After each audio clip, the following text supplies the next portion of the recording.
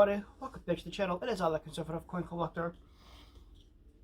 This here is my newest 3-cent piece. I'll zoom in and show you. It's an 1865 3-cent silver. Beautiful craftsmanship on the front of it.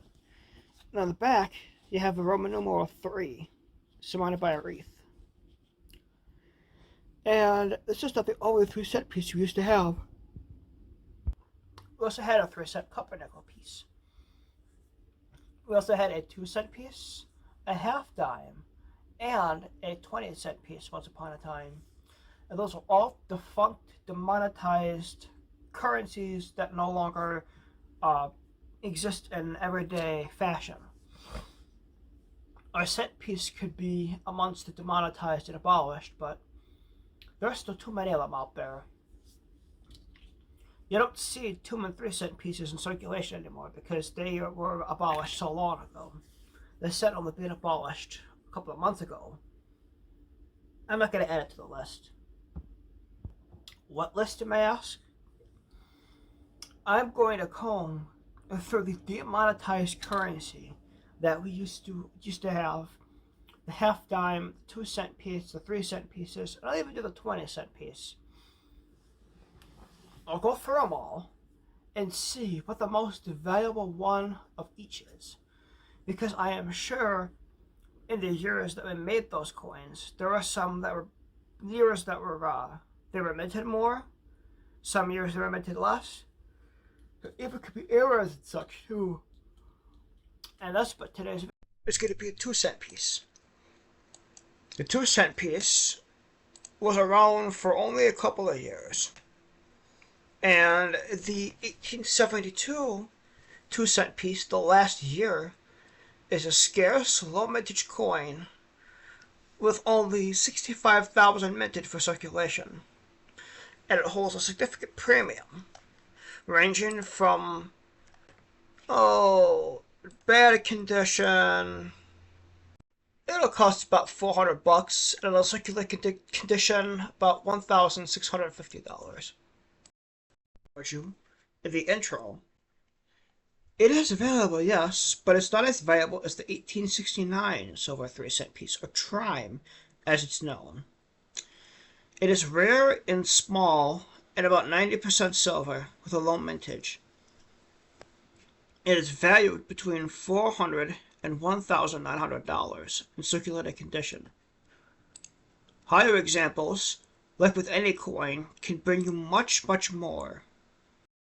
The 3-cent nickel piece, it looks very similar to the 3-cent silver, except it's not made of silver. It's made of 75% copper and 25% nickel. It was only minted from 1865 to 1889, and it was to alleviate shortages of small change during the Civil War. Now, how about one that's quite valuable? We're going to have to go to 1883. Only 4,000 of them or so were minted, like 4,000 to 5,000 pieces. Due to its rarity, and compared to other years, and a 2-cent postage rate, it made the coin less necessary.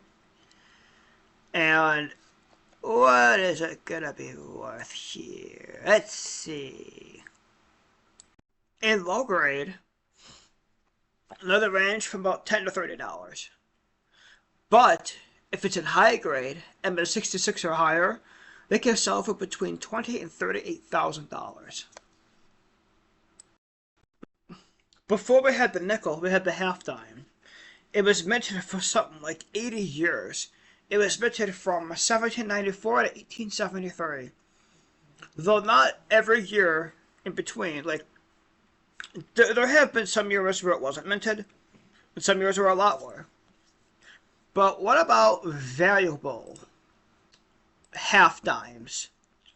We're going to have to go to the 1830s. More specifically, we need to go to 1838. The 1838 O half dime is a very valuable and sought after coin. O stands for New Orleans. We had a mint in New Orleans for a while. It's no longer there. Hence why I don't see any more O minted coins. I've done a video on our defunct mints, and you should check it out after this video. But good condition coins. If you have a good condition coin, it's worth about $165 for a good condition. But an MS66 or higher can be over $44,000. A coin that is valuable with all years because of how many years it was minted.